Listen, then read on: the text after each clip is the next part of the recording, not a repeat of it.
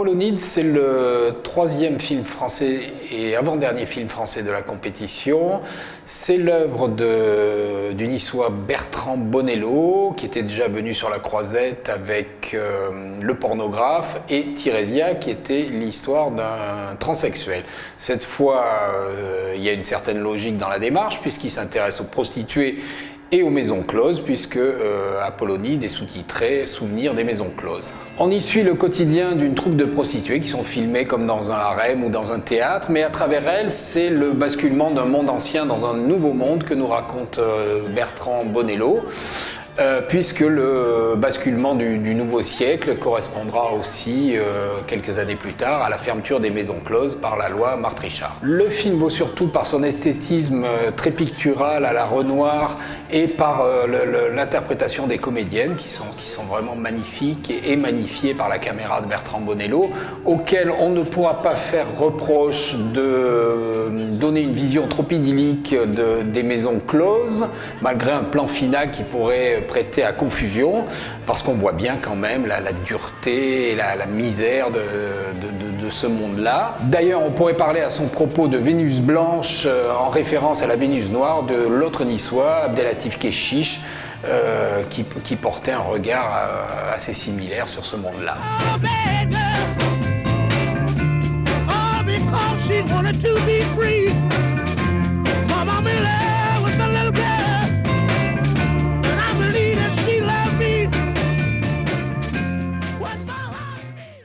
Annoncé comme une plausible palme d'or et très attendu sur la Croisette, L'Arbre de Vie, le film américain de Terrence Malick, a provoqué des réactions très diverses hier matin à la projection de presse, puisqu'il a été à la fois hué et applaudi. C'est pas du tout étonnant dans la mesure où c'est sans doute le film le plus exigeant et le plus radical de Terrence Malick. Il y a deux façons de voir ça.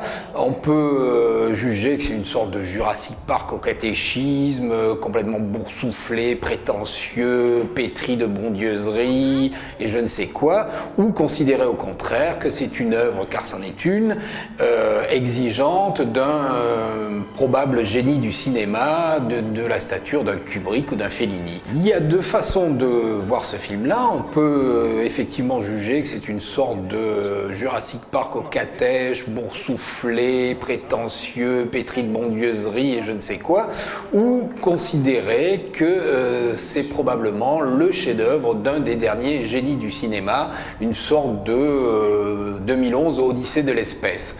À travers cette histoire de famille confrontée à la rigueur autoritaire d'un père joué par Brad Pitt et également à la mort accidentelle d'un des enfants, Terrence Malick nous entraîne à la création du monde, jusqu'au dérèglement climatique, en passant par l'âge des dinosaures. Alors effectivement, ça peut décontenancer, voire révulser. Il faut rappeler que 2001, Odyssée de l'espace, avait provoqué en son temps le même type de réaction. Ce film-là est sans doute moins visionnaire, mais il provoque un choc esthétique assez comparable, et la palme annoncée pourrait bien être au rendez-vous.